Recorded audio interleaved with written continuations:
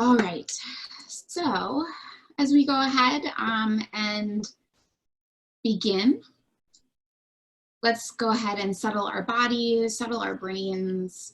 There's a lot of chaos that's happening right now. So let's go ahead and just come into stillness, remind ourselves of why we're here, entering in to God's time, to God's world, as we start with prayers.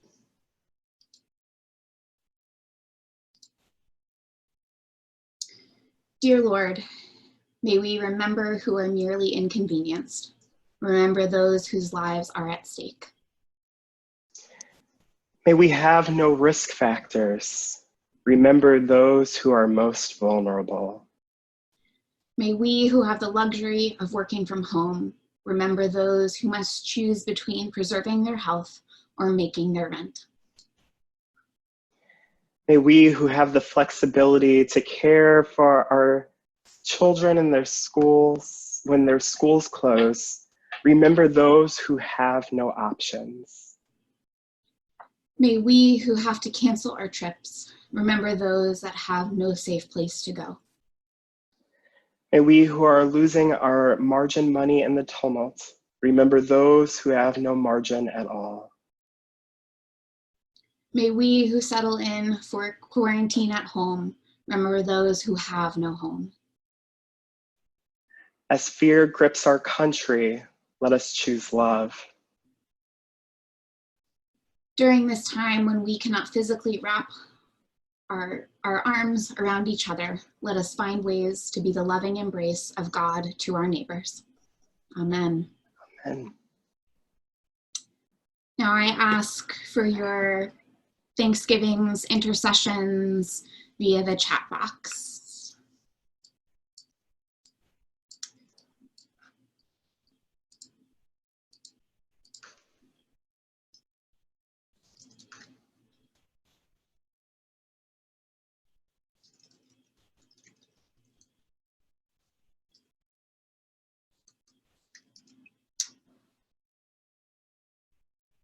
For those making hard decisions during this time.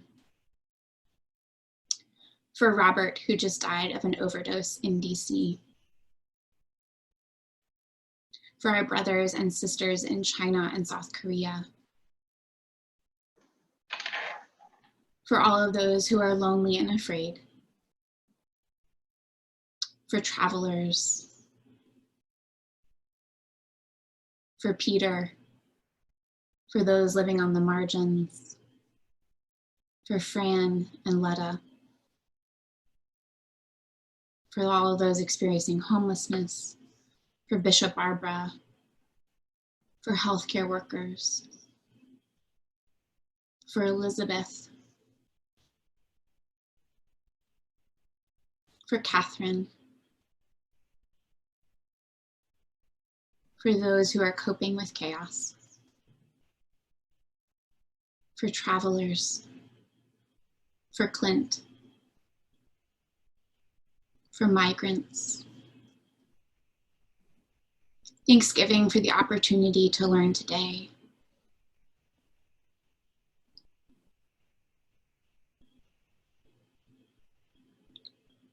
For all of these prayers and those continuing to stream in the chat box, we hold in our hearts in anticipation of what is to come next.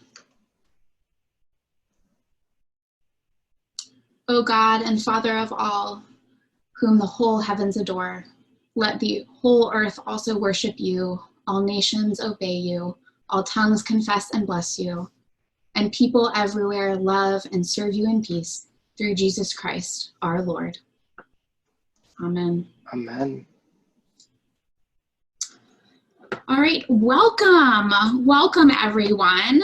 So we are just about we're about 240 people right now. So like that is amazing.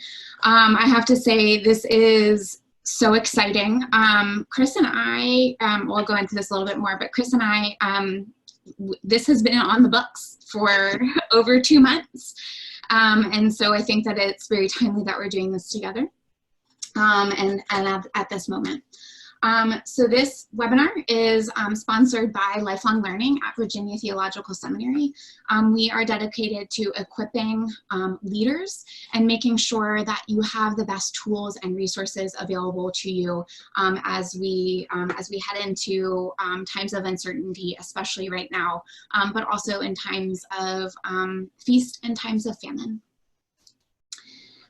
So this is especially sponsored by the eFormation Learning Community, which I'm the convener of. So we're focused on digital tools and resources and best practices for those who are doing experiments within digital ministry. And by you showing up, that means that you are automatically a part of this community. If I had 245 stickers to send and 245 envelopes and postage, I would absolutely send you all of the stickers so that you know that, you are a part of us. It's also sponsored by Building Faith at buildfaith.org, which is a website for seasonal resources for ministry leaders in order to make sure that that we are equipping ourselves well and that we're doing the curation work for you. So, Chris, do you want to introduce yourself? Sure. Okay. So my name is Chris Decatur. I am a senior seminarian here at Virginia Theological Seminary, coming from the Diocese of Ohio. I am a part of the Lifelong Learning team where I serve as a catechist for the Baptized for Life initiative, getting to serve communities across the church and being able to talk with them every month via channels such as this, such as Zoom. A lot of our relationships are built via this opportunity to use technology. So I'm very passionate about these tools that we have the gift to be able to utilize in our ministries, and excited to join Sarah today, a part of this webinar, and each of you. Yeah. My name is Sarah Stonesifer Boylan. I'm the digital missioner and manager of operations for the Lifelong Learning Department at Virginia Theological Seminary. I have been offering these webinars for 4 years, which is a little crazy now that I think about it. This has been completely on the job training for lots of different things, including webinar management and including adult learning, all sorts of different things, communication, and really being one of the very first entities within the Episcopal Church to offer consistent webinars focused on these very practical topics, and bringing in not just our own lifelong learning and VTS staff members, but also really allowing other leaders and voices in the field in order to be a part of our conversation. So I'm really grateful that Chris agreed to do this with me. We've had much fun planning for this, especially because we were supposed to be together at an event this weekend that did not work out. So, but he was not off the hook for this webinar. So you all should be very lucky. You should be blessed. So we're going to do a quick intro to Zoom. So this is sort of our plan. I always like to just sort of list out the topics that we're going through, why we're doing it, Zoom basics, the difference between a webinar and a meeting, going into some best practices, how to create community, how to create sacred space, recommended group norms, talking about breakout groups, and then we'll end with questions. So the space that you're in right now on Zoom, you do have the chat box, which is how you will go ahead and tell us about what questions you have or comments. If you want to post other resources for your fellow participants, you can absolutely do that right there. So that's the best way of getting that. You don't need to raise your hand. You don't need to put it in the question and answer box. I think, who knows, with this many people, maybe the question and answer box will be the way to go, but typically we just use the chat box, so you don't have to worry about finding another box at all. For those who are on Facebook, you can go ahead and just post underneath in the Facebook feed in the chat box in order to participate there as well. As you may or may not realize, Chris and my faces are the only ones that will be shown. And so you get to just hear from us today. And again, your voice can be shared via the chat box. All of the recordings and all of the resources will go out via email, hopefully tomorrow. So you don't need to worry about taking a screenshot or trying to scribble down as fast as you possibly can. All of it will be made available to you, and you can widely distribute it as well. All right. Was there anything else that you wanted to pop in, Chris? No, I think we're good to go. All right, awesome. All right, so this webinar hopefully will run about 30 minutes. So I always realize that you always have to prepare 20 minutes of content for about a 45-minute webinar. I know it doesn't work out, that math, it's very fuzzy, but trust me, there's always lots to talk about. The opening prayer will be included as part of the resources, and there's no attribution for it, unfortunately. It was just something that I found floating on Facebook. So you too can use it as well. All right, so we are going to do something a little bit new. We're going to do a poll. So I'm pretty excited. So we're just going to do a brief poll here. I'm going to go ahead and launch the poll. I have no idea how this will appear on your screens. In my screen, it looks like a big green box. Does everybody see it? Maybe, maybe. All right, there we go. People have started. Yes, this is great. So in the poll, I'm asking if you're a complete newbie with Zoom, or if you're sort of what your skill level with Zoom is, and then what are you hoping to learn today? All right, this is so fun to watch all of these numbers come in. I did not realize how fun this was going to be. So you can just go ahead and include it. If you don't see it, you can go ahead and type it in the chat box as well. Awesome. Luckily, we will be covering a lot of these things that you all are mentioning too. All right, and so if you should see a poll that says how familiar with Zoom are. There are 4 options, and if you don't see the thing that you want to learn about, you can go ahead and type it into the chat room. I promise we'll get to breakout rooms. All right. Oh, okay. Sharing a presentation screen. That's totally easy. This is some super serious chat box action we got going on. Alrighty. So I'm going to give you about 30 more seconds as we go ahead and get started. So I'm going to talk about my why, and then I'm going to have Chris talk about his why, which he briefly touched upon.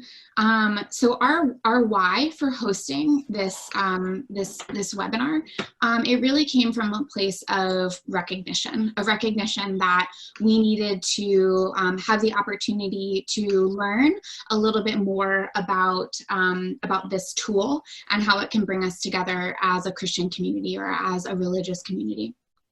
And as I've been thinking about it more about why this is so important, it also comes down to equity and realizing that within our Episcopal Church space, we do have the call to provide meeting and gathering times that are not just within the workday. So thank you all so much for gathering here. But so this is another way in which we can sort of break down some of the barriers for participation, for volunteerism, and especially for leadership when we're thinking about what's next for the Episcopal Church and especially for our faith communities. And what's also great about this unexpected opportunity is that, as many of you have mentioned, that a lot of parishes have needed to close because of the coronavirus. I know in the Washington, D.C. area, they're pretty much shuttered for the next 2 weeks. And so we will be going over some of those different things, and then we'll also provide other opportunities in order to learn and to be with each other as well. Chris, tell me about your why.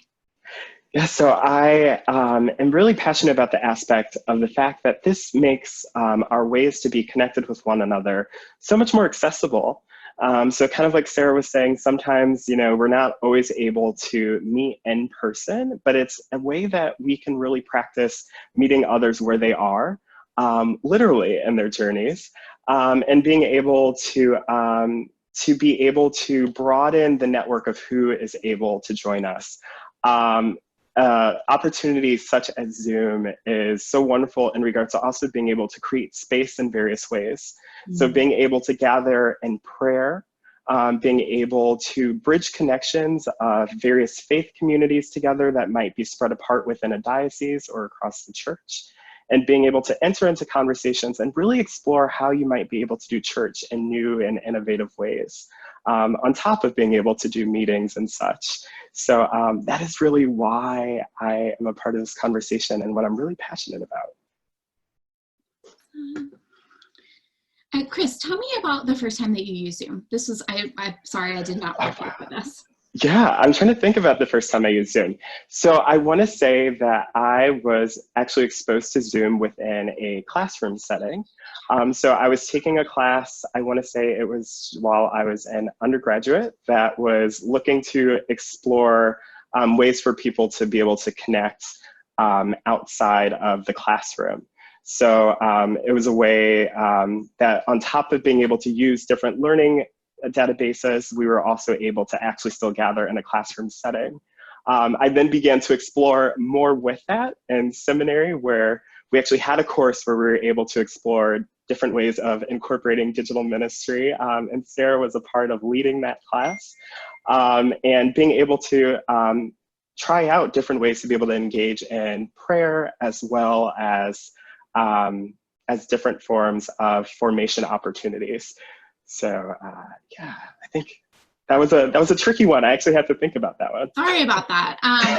So one thing somebody just asked if there was a way to show Chris while speaking. You should actually already see Chris, but there should also be a way to slide there should be a few different options for you to organize our faces as well. So I think my first Zoom meeting was when I started working at VTS about 4 years ago, and recognizing that that we had just adopted Zoom as our way to simulcast some of our in-person workshops, and so recognizing that we had this very powerful tool in front of us. And that was when we started the monthly webinars, was me and my colleague Matthew Kozlowski, of recognizing that we had this opportunity to gather a great number of people. Even just 40 or 80 people was more people that we could get on campus on a normal day, rather than having it be a major undertaking for us. And so that was when we really started to put a lot of effort and energy and intentionality around gathering people online. So I think you should be able to see the chat box here, the polls. So we have a majority of people who know enough to get them in trouble about Zoom. Clearly, I was the one who made the polls, because this is totally Sarah vocabulary.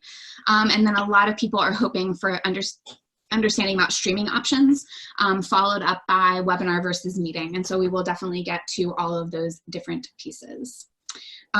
So unfortunately, the screen looks completely different for me versus Chris, and for me and Chris versus you. So I'm trying my best to share out what is happening, but at the very least, I know that you all have the recording ready to go in your inbox tomorrow if you have any issues or anything like that. So with that, I have a blank slide. All right, so we're gonna go over some Zoom basics. So we had a majority of people who knew enough to get them in trouble, and we're a complete newbie. So we're gonna go ahead and just start with some basics. All right, so you can find Zoom, the entire website, at zoom.us. I know that that sounds like a weird website, but I swear it is a website. What's great about Zoom that really breaks down some of the barriers is that participants don't need to download anything. So you can go ahead and download it as the host, and that would be what I would recommend. But anybody who wants to just join a one-off meeting, or to even join a meeting each week, does not need to download anything. So that really breaks down some of the barriers. As you all know, it works on smartphones, tablets, computers, and also via phone call. You also have the opportunity to record video and audio, as well as the chat. We have a question right away about Zoom, is Zoom better or equal to Skype? Chris, what are your thoughts on that? So I still find myself using both. I think that I have actually grown more comfortable in regards to using Zoom, especially for meeting formats or different kind of educational platforms, just because of the aspect that it does give the opportunity of different models of, I think, I'm not, so correct me if I'm wrong, Sarah, but I appreciate being able to record it, some of the different features in regards to being able to share the screen, be able to incorporate slides and such within this platform.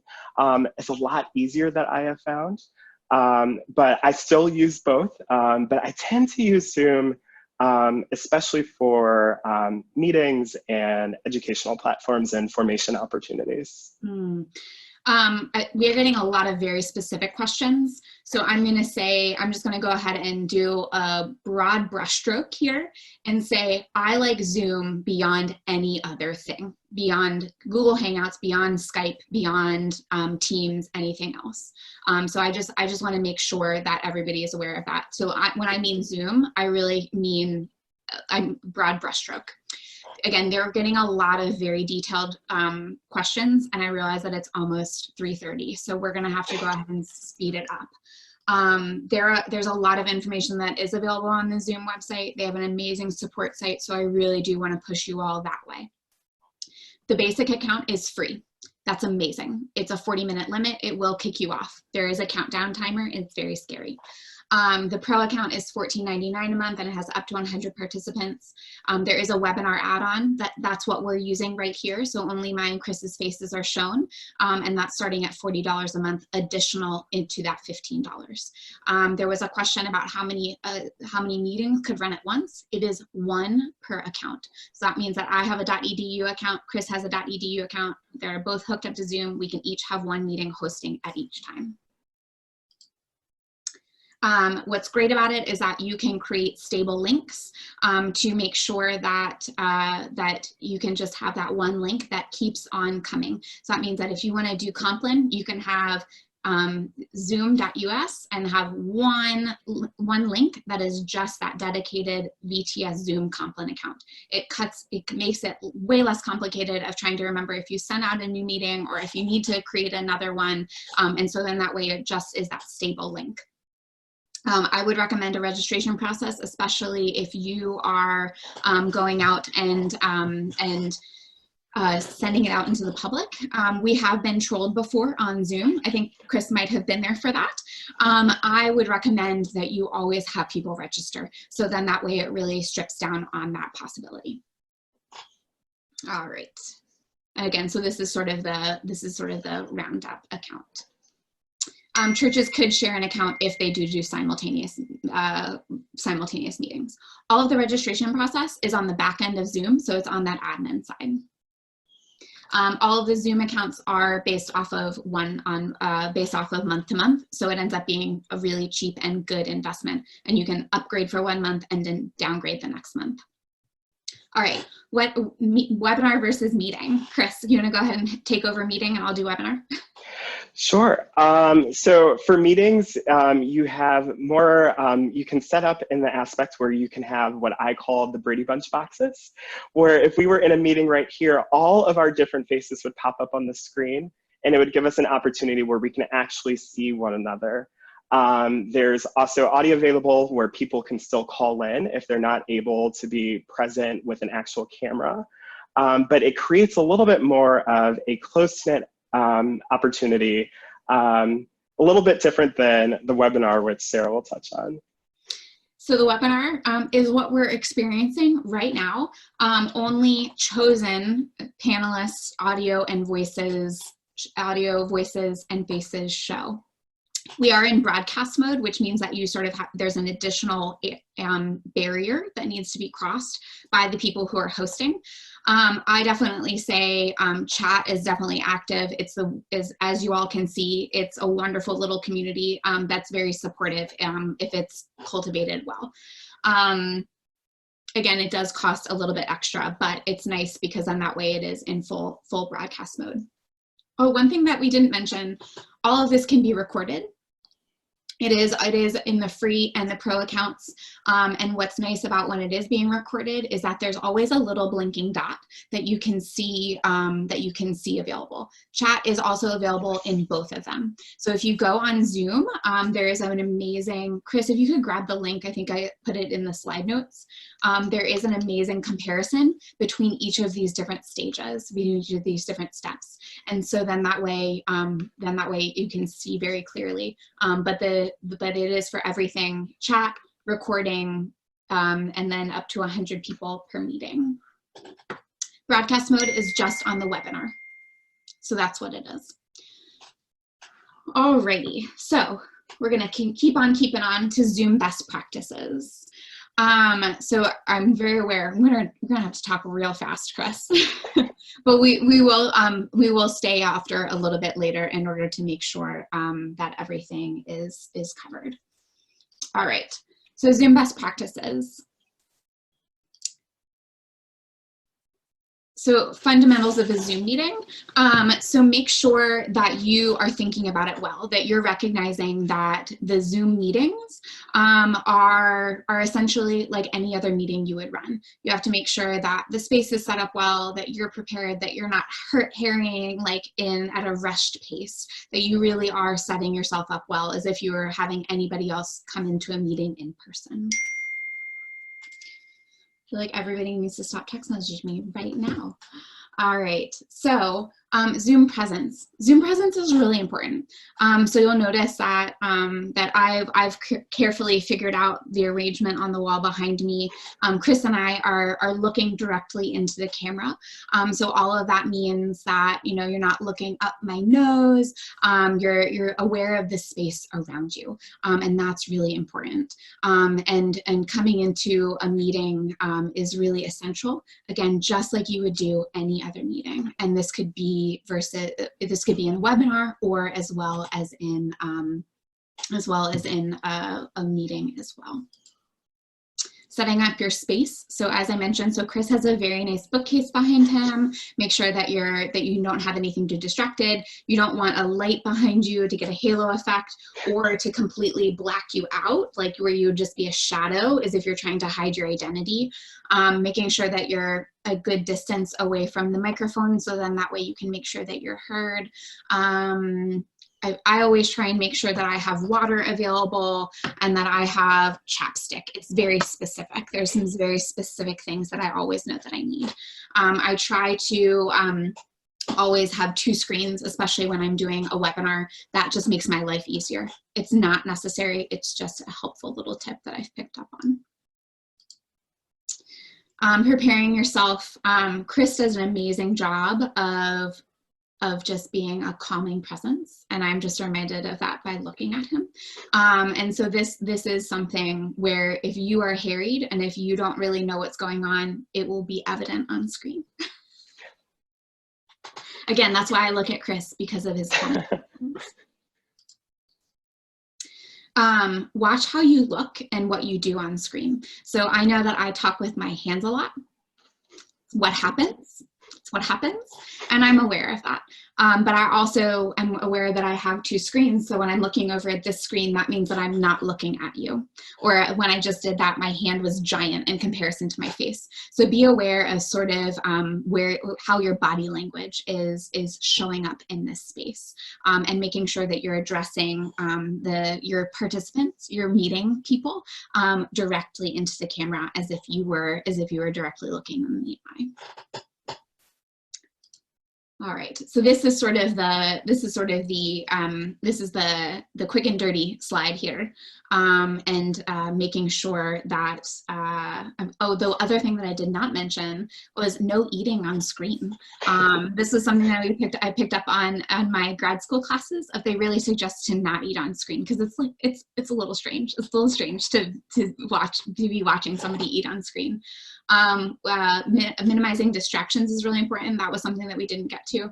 And Chris is modeling this well of using an earbud, whereas I am not doing that. So here we go.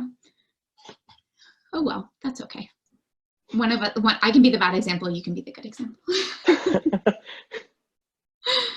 And I would say, like, just if you start watching enough Zooms, you will start to pick up on these things very inherently and trying to bring yourself up to everything. All right, creating community. Chris, do you want to start? I'll click. Sure. All right, wonderful. So one of the important things to be able to do when you gather people together is to make sure that you introduce Zoom to get people comfortable with the platform that they are using. So especially like we did as we began today, of letting people know where the chat screen is, where the different buttons are, and just so that there becomes a little bit more of a familiarity with the platform as you gather.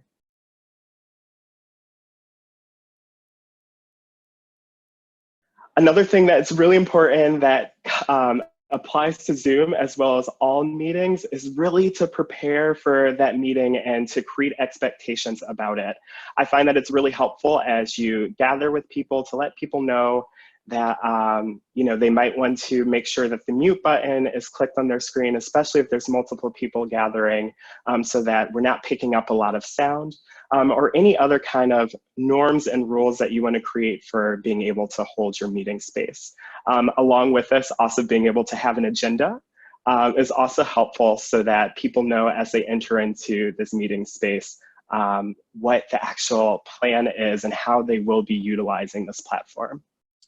And I liken this to, in most of our churches, we have an order of service, so people know where we are going and they can follow along. So during the meeting, making sure that you take the opportunity to welcome people. We worked really hard in regards to trying to welcome almost all 300 of you as you entered into the space today. Being able to, again, being able to acknowledge the different features for the participants. Sometimes offering a starter question to do a brief check-in. Some of you might find yourself doing this as you have meetings together, but just being able to see where people are coming into the space, being able to prioritize that, because you would be amazed on how those energies and dynamic can still come through via the screen. So being able to begin the meeting by being able to have everybody to state where they are in that moment is really important. And always have the opportunity to process questions and comments within the chat box. You'll see within the chat box, within either meeting or webinar aspect, that you're able to go, at least I know for sure in a meeting aspect, that you're able to go and whether you chat to the entire group, or you're also able to specifically send a question or a comment to a specific person who's gathered there. So that is open in meetings for sure with everybody that is gathered. Designating roles, again, a lot of this, I feel like I'm probably preaching to the choir about this in regards to knowing how you might set up a meeting when it's in person. But just like you would in person, still having designated roles, especially if there's different sections of the agenda, being able to designate who would be leading what. If somebody's overseeing slides, if somebody's going to be sharing a screen at any point, making sure that those people know who they are when they are stepping into the meeting. And then seeing, listening, and chatting. Again, setting those group norms in regards to being able to really be present when you are together as a community. Being able to, whether you are together via the web feature, the video camera feature, or whether you're dialing in, to really be present within the meeting. It's very easy to get distracted with other things that are taking place, especially when you have a chat box going on the side. So really being able to remember that you are in a meeting, and those same types of etiquette that you might hold in a room, you also want to be able to hold as your norms while you're together via Zoom.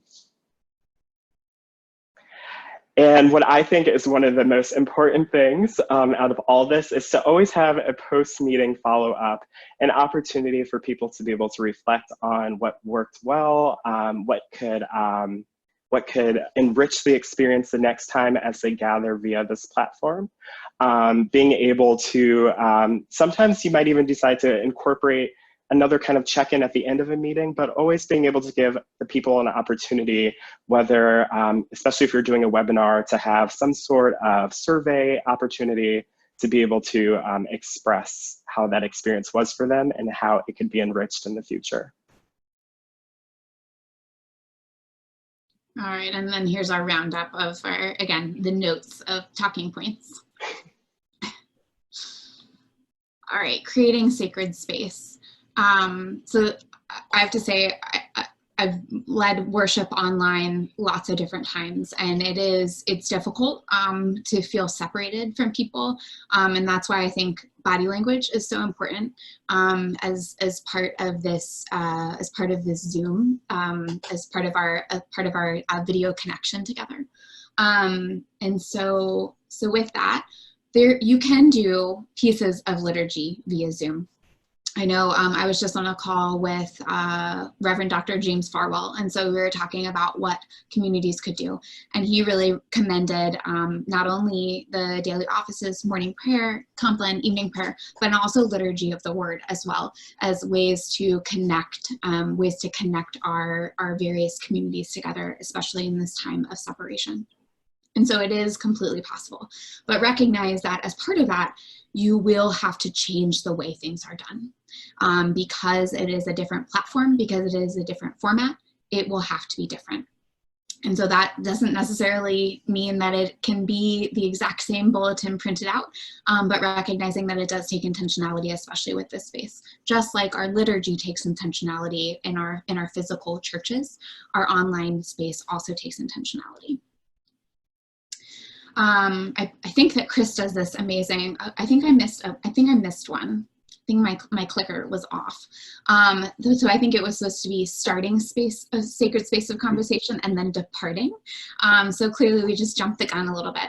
But recognizing, much like we set out the agenda, we set out expectations of both, just like we do in our small groups, of starting our conversation and asking people to settle their bodies, to leave everything at the door or behind our screens. And also recognizing that it's important to wrap up. You might have an agenda, as we talked about, but recognizing that that this piece is also really important of making sure that it is ready to go. There we go. There's my entering. It just came after departing. Liturgy of prayer across and within the Zoom meeting, of establishing those norms of prayer, recognizing that it might be slightly different than what we're typically used to. It is really difficult to do a cantor and congregational response within Zoom, and that's just because a lot of voices all together makes for a disjointed understanding.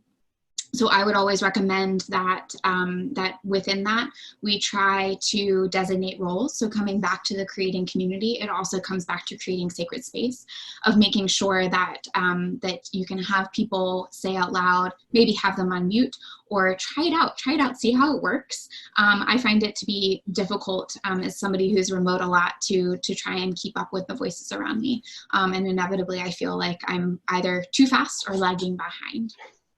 But really understanding that you can walk through prayer and understanding on Zoom, and really having the opportunity to use multimedia well. And I know, so Chris in his experiment had a candle, and so he created a sacred space not only in his little piece, but it allowed the information to come through through the screen as well. I would also say that, especially as we're all disparate in all of our different places, of making sure that it's very evident what's happening, whether it's sharing the words up on the screen, like Chris and I did for sharing our prayer, of having that common understanding. Typically we have a book in front of us, whether it's the Book of Services or Book of Common Prayer, and recognizing that this is another way of where we can have those words, those sacred words in front of us, but just in a slightly different format. And it also gives people those that comfort level as well, of, oh, this is what's happening. I'm not trying to flip through 4 different books and 3 different computer screens, but it's all right there. So breakout groups, we are rolling. So I just want to tell you that I promise we're getting to all of our different pieces, and then Chris and I will be able to answer some questions at the end. So breakout groups. Chris, have you used breakout groups? Did you use them within your classes? I have not. So I'm very interested in to see what you have to say about the breakout groups. Absolutely. So I have to admit, I knew about breakout groups and then I completely forgot about them. And then when I started grad school, I remembered about them again. So breakout groups are amazing because they allow for these large groups of conversations that are in a meeting to then split off into small groups. So these breakout groups can be anywhere from 2 to whatever number that you would like. And so it is just within the meeting function. It is not within the webinar function. So I think that that's important to talk about. And so this would be a wonderful way to have a sermon talk back, or to do Bible study, or to do women's, do prayer groups. I could see it as being a very fruitful ministry because it has that intimacy. But then you get to hear a larger message, go into breakout groups, and then come back to it. And it can be a possibility to be random or assigned. So you also have that possibility too. Let's say if you do a vestry meeting, it would be, you could break it out into those, you could break it out into operations, and you could break it out into finance, and you could break it out Christian formation. So there are some real good possibilities of, rather than going into the room across the hall, you would go into a different breakout room. So as I repeated, separates meetings into groups, small groups of 2+ participants. And so that's done on the host's end. You can have, all of these breakout groups are happening at the same time, and you can have up to however many you want. They can be random or assigned. It gives an opportunity for everyone to talk. And I think that this is really important. As an introvert, I like those small groups better than I like my larger group conversation within my grad school classes. I love this ability to go around and sneak around to various groups. As a host, you can drop into all of these different pieces. You can also broadcast messages. You can push these messages out into all of the groups as a reminder about timing, or as a question prompt to get them to change their topic. It works really well. It definitely reminds me of teaching in schools, of where you would go around to each of the different little table groups. So the breakout group discussions are not recorded. And I think that that is the idea, that they are small conversational groups that are a little bit more intimate. All right. Breakout groups are all done within a meeting. It is a typical meeting feature. It's down below, and it's under the More section of your option. Chris, if you have an internet browser app, could you drop in the how to do a breakout group Zoom help link? Is that a possibility? I will see what I can do. If you, the moderator, drop into a breakout group, are you aware? Yes, your face will show just like their faces show. So if you have 3 people and then the moderator pops in, you'll see a 4th person there. So it's not exactly secret, which can be a little bit disjointed when you're a member of the group, or even if you're the moderator, you can see that all of a sudden the conversation sort of comes to a halt. So, alrighty. And so I've used this a lot as a piece of where you send people out and then you have people report back. And so this is helpful because then that way you can hear about what other people talked about, but it's not necessary for each person to present. So this is really good for groups of 20, 25, 30, 40. Once you get up into those bigger numbers, it's just easier to streamline all of those information. Alrighty. Group norms. So in the days that I did youth ministry, many of you know me from that time, you always had to, when you broke up into small groups, you had to establish group norms. My favorite, or the one that was oft repeated, was always, if you do something to harm yourself or others, you would need to make sure that is, we have to report that out. And so the same way that we have group norms for facilitations, as well as for small groups. And so all of that, it's the exact same thing that should happen with our online gatherings, especially with meetings. We talked about it a little bit about creating expectations. So it's the exact same thing here. So I decided just to put all of these up all at once, and then Chris and I will talk through them. Chris is doing a great job of using headphones. So sometimes I do, sometimes I don't. I really like to use headphones when I know that there are other noises going around me. When I'm in my office, it's less so. So Chris, you want to go ahead and take it over? Sure. Making sure that mute is on when you are not talking. This really helps in regard to, again, limiting background noise, but also making sure that people aren't talking over one another. Did you want to go back and forth, or do you want to just keep going? I can absolutely do that. Thank you. We talked about limited eating and drinking. It's always sort of an understanding that if it's needed, it can happen. But if it's like for 45 minutes, it can be a little bit weird. And then the concept of being on deck as designated by a group facilitator. This is really important in regard to making sure, especially if there are various people who are holding those different roles within a meeting, to really know that that order and being able to know kind of what's coming next, and whose role will be entering in. There's also different features on Zoom in regard to whether I think this might include where you might raise your hands, of being able to, if somebody is hosting or moderating, being able to know in regards to who might be the next person to speak, and always being mindful that there's kind of a systematic way of working your way through the conversation. Mm-hmm. I say you all have been using chat wonderfully. It's a great way to both ask questions in the moment, or say yay, or to say, can you clarify something for me? And it also documents really well. Like I asked for a link about breakout groups, and then one arrived or multiple arrived. And so it's a great way of responding in turn to questions that appear. Sometimes I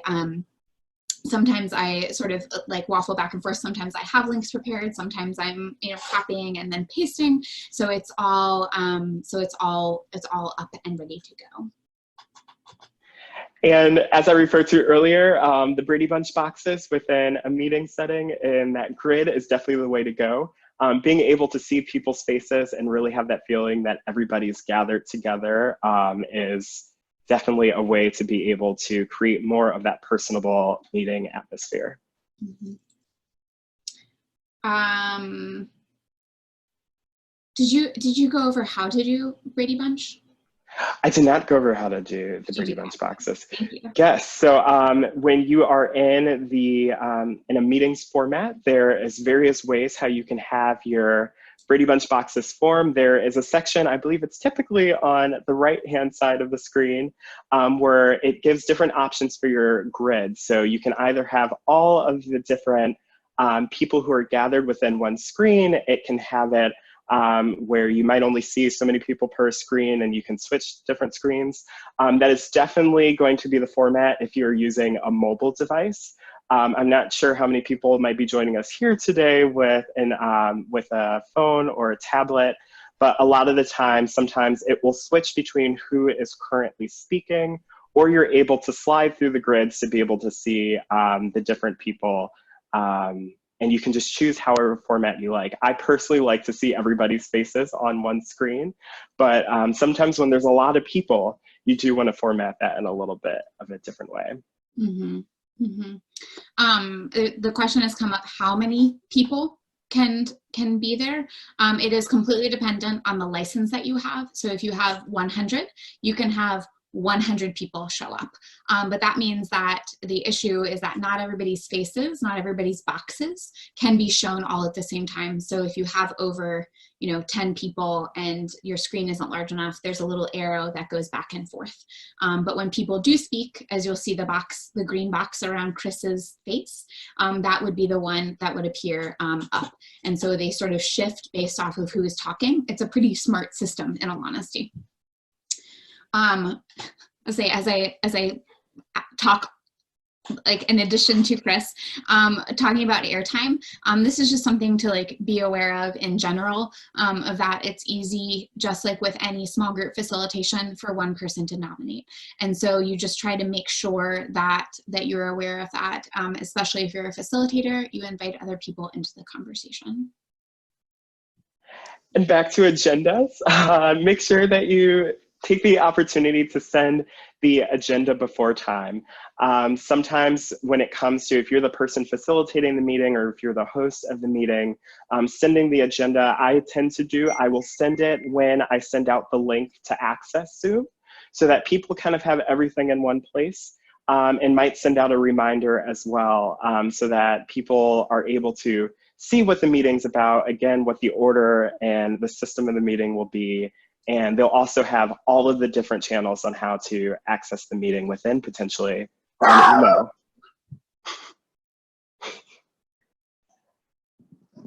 Should I go into use screen share? Okay. Screen share is a ability as well that you are able to use within meetings. On the bottom of the screen, it will have the opportunity, it will have kind of a little box, and it'll have an arrow going up from it, and it says share. And when you click that button, you'll be able to share, whether it's your desktop, you might be able to share that agenda that you might have pulled up on your computer, where you can specifically select that document if it's already open. And you can also select different links and web pages if you want to do that. I know when I'm working with groups, it tends to be really helpful, especially if we're taking group notes together, to sometimes share the Google Doc that everybody's looking at, or whoever is the secretary or might be taking the notes or minutes for that meeting, and we're actually able to see that going as the meeting's going on. So I definitely recommend the share feature. And again, you can share it where it's appearing on your desktop, or you can go to select items that you want people to see, whether it's a document or a certain screen. One of the mindful tips is to make sure that you know what you have open on your computer or what your desktop might look like, in case you don't necessarily want everybody to see all of the files and your emails that you might also have open on your computer. Thank you so much, Chris, for taking over. Sorry about that. That's my 12-pound Chihuahua mix that is very fierce. So you can, with screen share, you can share PowerPoints, you can share documents, you can share videos, you can share photos. So all of the above. If it is able to be on your computer, you can select it as part of a screen share.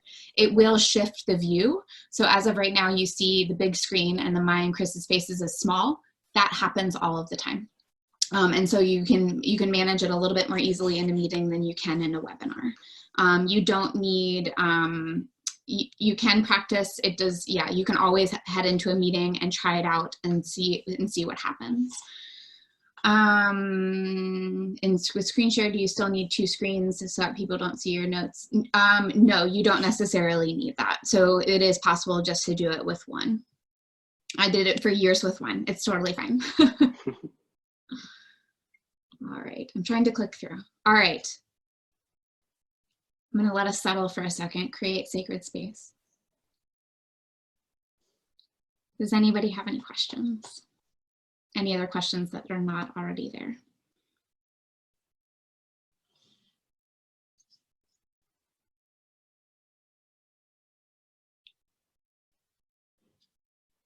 Template for slides on Zoom, you're just using any slides that are available. So it doesn't matter if it's on Google presented Google Slides or PowerPoint or anything like that. All of it is available. So Jennifer Howard has asked the question: should church purchase the Zoom business and then it be shared with congregants who want to host a small group or education class? I would ask, number one, if it's over 40 minutes, probably.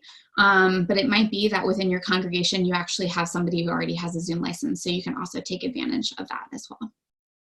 There's a lot of questions in regards to being able to find out more about Zoom and how to maneuver through it.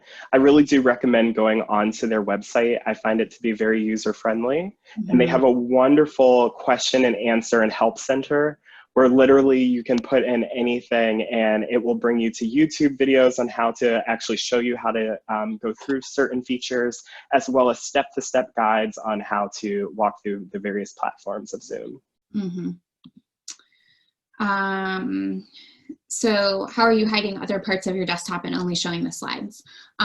So I can tell you, oops, let me go ahead and escape out.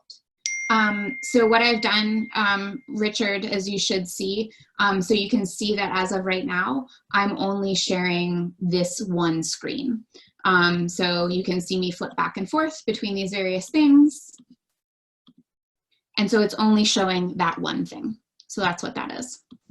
And so it would be, the case of if you wanted to, if you're just, so it's essentially just having the mono focus on that one thing. Alrighty, let's see what everything else is. So I think that there was a question, I'm gonna stop sharing so that way we can see our faces. There was a question about worship, Chris. What's your opinion about whether it should be a webinar or a meeting? So I have not used the webinar platform in regards to trying to create worship space. And a lot of the time I have used meetings, and I think it really varies on what form of worship you are trying to create. So I have used meetings in regards to going through the daily offices. I find it's really beautiful to actually have everybody who's gathered together within those Brady Bunch boxes, whether you're using a shared screen or people physically have their prayer books in front of them. It creates that element that we might all be within the same space. And again, being able to do similar to what we did today of being able to use the chat box if you want to insert petitions or intercessions, and just being able to go through those and maybe name them. Or if you don't even want to use the chat box, there's the opportunity for people to be able to speak them aloud within the meeting format as well. So yeah, so I think it just depends on if you want it to be interactive, which Chris talked about. And so I would say that if it was a worship that was just live streamed, then webinar might be the way to go. If you want it to be interactive, if you want people's voices, then a meeting would be the best policy. And so it really, you have to start with what you're hoping for. What does it look like? How much you want people to participate? And then work backwards from that. You really have to understand what the question is, what you're trying to answer before you can get back to the tool. So yeah, so there is definitely a lag within daily offices, which is why when we're talking about creating sacred space, that we recommend assigning different things. So maybe there's one person who's the leader and then one voice that is the voice of the congregation or of the assembly. And then that way the rest can be muted, but can still participate by saying it out loud. And so then that way that there's an understanding of this is hard, but we figured out ways around it. On the Zoom that I was on earlier this week, Bruce Reyes-Chow recommended to actually have everybody say the Lord's Prayer together and just recognize that it was disjointed, but yet wonderful all at the same time. So recognizing that there's still possibility for that level of grace, also experimentation. All right. So I'm going to go ahead and we're going to do one last little poll before we head out, just so then that way we can gauge all of the interest,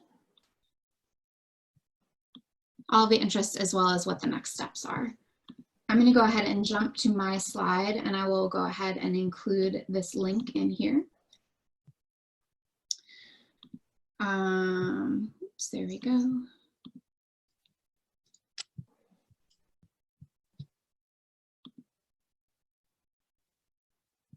Oops, this is where multiple screens make for hard issues. So I realize that there are a lot of more questions, and I expected that, especially when the churches are not asking people to show up on Sunday. We are hosting I'm using the royal we. I am hosting digital ministry office hours for the next month on Fridays at noon and then at Tuesdays at 6:30 Eastern time. So I'm trying to get 2 parts of the day. You can go into these open Zoom meetings at any time. I will be there. We can talk about different options and we can talk about your more specific situation, which is not always possible in a webinar. And so I recognize that everybody's situation is a little bit different. And this will provide the opportunity for a little bit more hands-on coaching. And so I recognize that a lot of people are trying to figure out what to do on Sunday. And so I wanted to make sure that we got at least 2 or 3 in there before we ended up there on Sunday as well. So the link for office hours is in there. I'm sure that I will see many of you tomorrow at noon, and those will be up and ready to go. So those will be happening for about the next month, and then we'll reevaluate. So remembering that all of this is experimentation, and that's especially important posture to recognize, and realizing that that if we are true to our core identities of Christians, of wanting to gather and to be in community with each other, that will shine through. And so we can use our common language, our common understanding about what that is. So we have other learning opportunities coming up, including our webinars for the next 2 months, including children's literature for ministry and choosing and adjusting curriculum.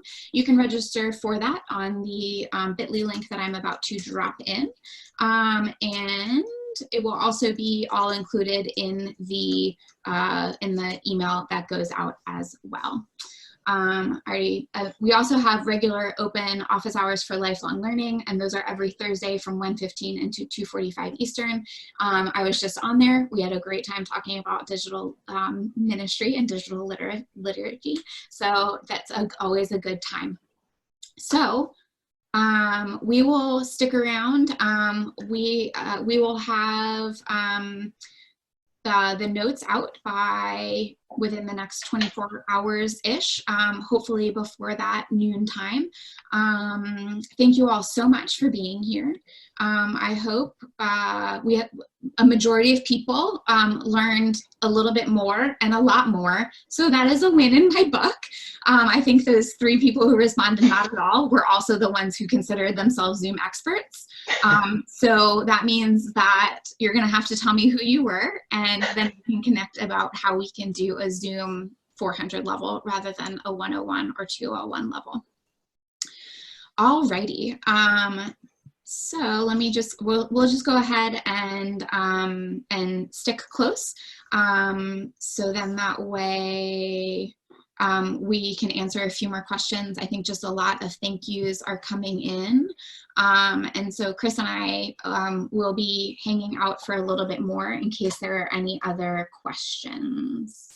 I'm wondering, we haven't gotten a lot on Facebook, and that's okay. Thank you guys so much for filling out the poll. That was amazing. This is pretty fun. So it looks like people want to, here I can end poll and then share it. I'm not sure where share results comes from. So majority learned a little bit more. People wish we had covered online worship. And then the next one was more about meeting setup and sharing video. Interesting. Okay. I love this. I love data. Yes, yes, this is good. This is helpful.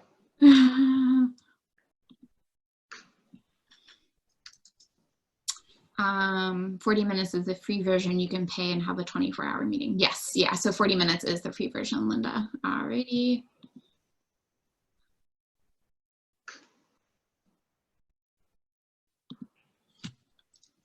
Any other questions? Richard, you can show up to the online office hours tomorrow and we'll talk about it some more. So I talked about it with Dr. Farwell earlier today, and we can talk about it again tomorrow. So I'm happy to have that conversation again. So I think we have a, oops. There was somebody else who asked, someone in the congregation may have a Zoom license, this is for Amy, thinking of an adult 30 to 40 participants. If one of them had the license, we could use theirs. Yes, absolutely. You just have to make sure that you felt comfortable with the setup and sending out everything all together.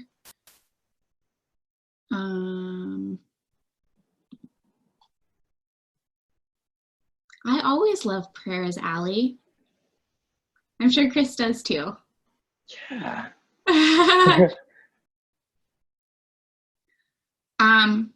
Richard, just go ahead and email me and we'll get it all sorted out. We may not have the timing that you want, but we can certainly continue the conversation and providing more resources all at the same time. All right, so I think with that, we'll go ahead and sign off. Again, everything will be readily available within 24 hours via email. The recording right now, once I press end, is also already available on Facebook as well. Little secret, maybe you didn't know. And so it should be up and ready to go as soon as I X out. Chris, can you dismiss us? Can you give us a little blessing? Of course. Thank you so much. Thank you. Lord, as we go forth in this day, continue to walk with us, filling us with your grace, your wisdom, your strength. Help us to serve those who we meet along the way, using the various platforms that you've blessed us with. Keep us all bound together as one body of Christ, as you have taught us. And may we go forth in this day in the name of Christ. Amen. Amen.